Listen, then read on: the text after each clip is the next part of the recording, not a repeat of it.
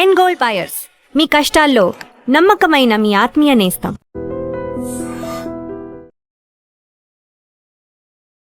షాబాద్లో 6గురిని దారుణంగా చంపేసిన psycho killer Rajkumar ఆచూకీ లభ్యమైంది. సూర్యాపేట పోలీసులు ఇతన్ని అదుపులోకి తీసుకున్నట్టుగా తెలుస్తోంది. ఈరోజు ఉదయం పోలీసులు వాహనాలు తనిఖీ చేస్తున్నారు. ఎందుకంటే రాజకుమార్ని ఇతని ఆచూకీని కనిపెట్టడానికి 10 పోలీసు బృందాలు ఏర్పాటు చేశారు. రాష్ట్ర వ్యాప్తంగా కూడా గాలిస్తున్నారు. వేరే రాష్ట్రాలకు ఏమన్నా పారిపోయాడా అని చెప్పి రాష్ట్ర సరిహద్దుల్లో చెక్ పోస్టులను కూడా తనిఖీలు చేస్తున్నటువంటి పరిస్థితి.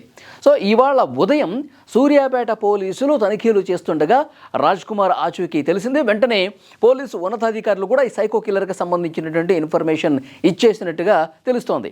సో వెంటనే చేవెళ్ల డీసీపీ ఎవరైతే యోగేష్ గౌతమ్ ఉన్నాడో ఆయన కూడా సూర్యాపేట ఎస్పీకి ఫోన్ చేసి ఇతని ఆచూకీని రాజ్కుమారా కాదా అని చెప్పి నిర్ధారించుకున్నట్టుగా కూడా తెలుస్తోంది.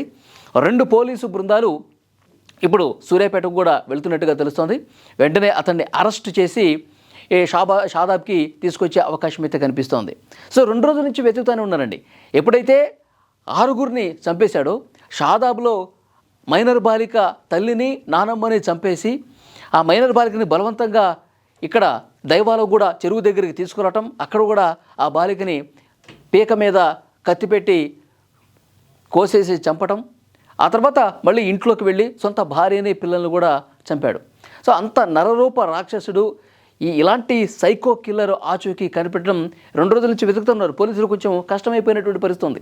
ఎందుకంటే ఈ హత్యలకి ముందే పక్కా ప్లాన్ ప్రకారం ఒక పదునైనటువంటి కత్తి తీసుకున్నాడు. ఆ కత్తికి సంబంధించి కూడా ఇన్ఫర్మేషన్ ఇచ్చారు పోలీసులు.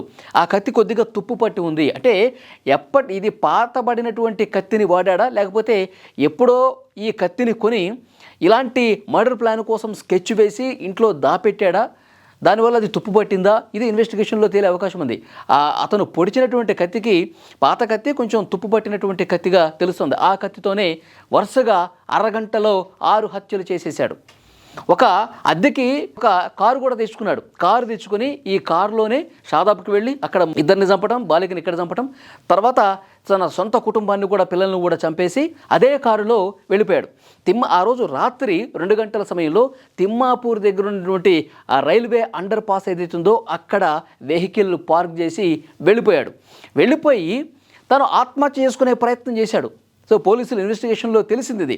సో తిమ్మాపూరు రైల్వే ట్రాక్ మీద నిలబడి అటువైపు నుంచి వేగంగా ట్రైన్ వస్తుండగా అత్యంత సమీపానికి రాగానే ధైర్యం సరిపోక చావటం ఇష్టం లేక ఒక్కసారిగా భయపడిపోయి ట్రాక్ నుంచి బయటకు వచ్చేసాడు.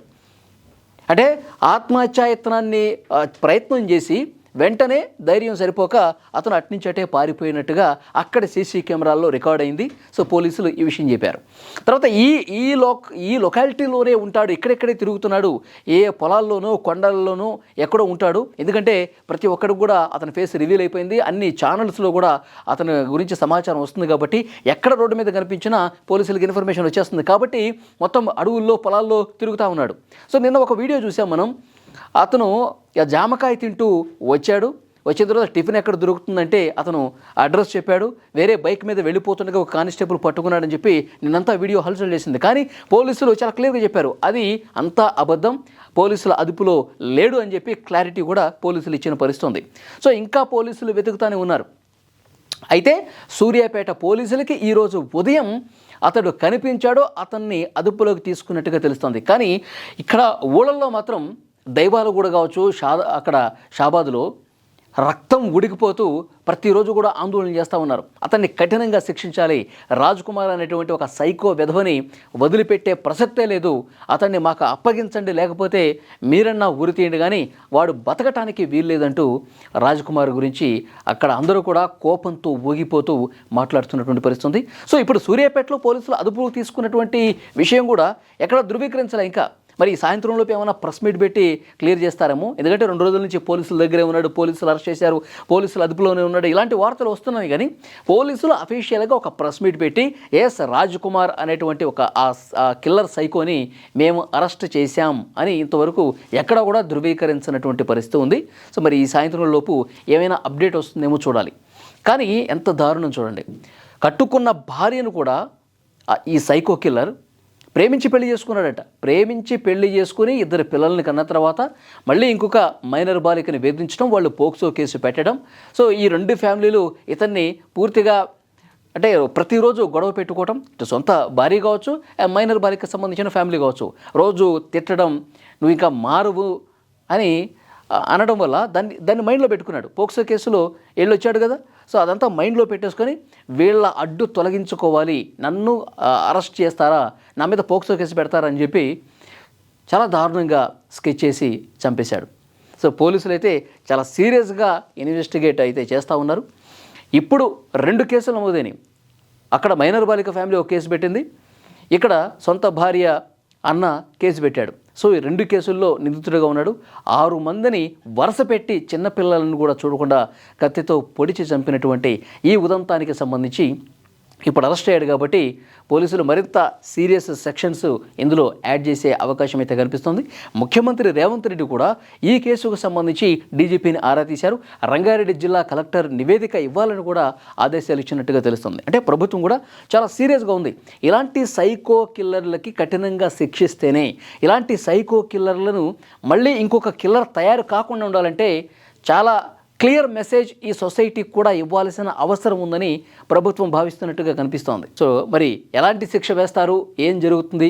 ఇప్పుడు ఇతను అదుపులో ఉన్నాడు కాబట్టి కోర్టులో హాజరుపరిచి రిమాండ్కు తరలించి ఇంకా ఈ సైకో కిల్లర్కి సంబంధించి ఎవిడెన్స్లు ఏమేం కలెక్ట్ చేస్తారు, ఇతని గత చరిత్ర ఏంటి, ఇవన్నీ కూడా కూపీలాగుతూ ఉన్నారు. సో డెఫినెట్గా ఈ అరాచకవాది ఎవరైతే చిన్నపిల్లలను కూడా చూడకుండా మొత్తం పిల్లల్ని పెద్దల్ని అందరినీ కూడా అరగంటలో 6 మందిని చంపేసినటువంటి ఈ సైకో బతకటానికి వీల్లేదని ప్రతి ఒక్కరు కూడా చెప్తా ఉన్నారు. ఈ వీడియో చూస్తున్న వాళ్ళు కూడా స్పందించండి, కామెంట్ బాక్స్లో మీ కామెంట్ తెలియజేయండి. ఈ సైకో కిల్లర్ని అరెస్ట్ అయ్యాడు కాబట్టి ఇతన్ని ఏం చేయాలి? ఇతన్ని జైల్లో పెట్టి, ఎందుకంటే నేను ఎందుకు అంటున్నానంటే వాళ్ళ భార్యతో అంతకుముందు రోజు గొడవంట, ఎందుకు నన్ను ప్రశ్నిస్తావు నువ్వు, నేను ఎక్కడుంటే ఏంటి, ఎవరితో తిరిగితే ఏంటి, నిన్ను చంపేస్తా. యూట్యూబర్ వైష్ణవి ఉంది కదా, యూట్యూబర్ వైష్ణవి కేసు ఉంది కదా, భర్త యూట్యూబర్ వైష్ణవిని చంపేశాడు. తర్వాత పోలీసులు అరెస్ట్ చేశారు, జైలుకి వెళ్ళిపోయాడు. 4 రోజులు మాట్లాడుకున్నారు, ఛానల్స్ 4 రోజులు మాట్లాడుకున్నాయి. తర్వాత ఏమైంది, అందరూ మర్చిపోయారు. మళ్ళీ బయటకు వచ్చేస్తాడు. సో ఇప్పుడు నేను కూడా నిన్ను చంపితే, నిన్ను చంపినా ఇంకొకళ్ళని చంపినా 2 రోజులు ముచ్చట అంతే, మళ్ళీ నేను జైలుకి వెళ్తాను, మళ్ళీ వచ్చేస్తా.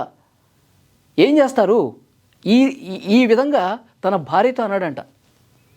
సో ఇదే విషయం రాజ్కుమార్ భార్య తన ఆడపడుచుకి ఫోన్లో చెప్పిందంట ఈ విషయం. సో అంటే అతని ధీమా చూడండి, నేను ఎంతమందిని చంపినా, ఎంత సైకోగా బిహేవ్ చేసినా ఏం చేస్తారు, అరెస్ట్ చేసి జైల్లో పెడతారు, మళ్ళీ బయటకు వచ్చేస్తా, షరా మామూలే, నన్నెవ్వడు ఏమి చేయలేడు.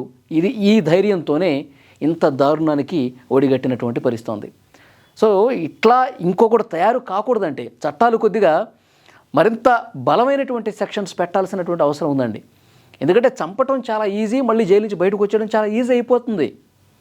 కానీ అలాంటి పరిస్థితి ఉండకూడదు. ప్రజలందరికీ ఒక ఆలోచన రావాలి. ఇప్పుడు వీడికి ఎంత కఠినంగా శిక్ష వేయాలంటే, ఇంకొకడు ఆడపిల్ల మీద చెయ్యి వేయాలంటే, ఇంకొకడు కత్తి పట్టుకొని ఇష్టారీతన చేయకూడదు అంటే చాలా సీరియస్గా శిక్షించాల్సినటువంటి అవసరం ఉంది. మీరేమంటారో కామెంట్ బాక్స్లో తెలియజేయండి.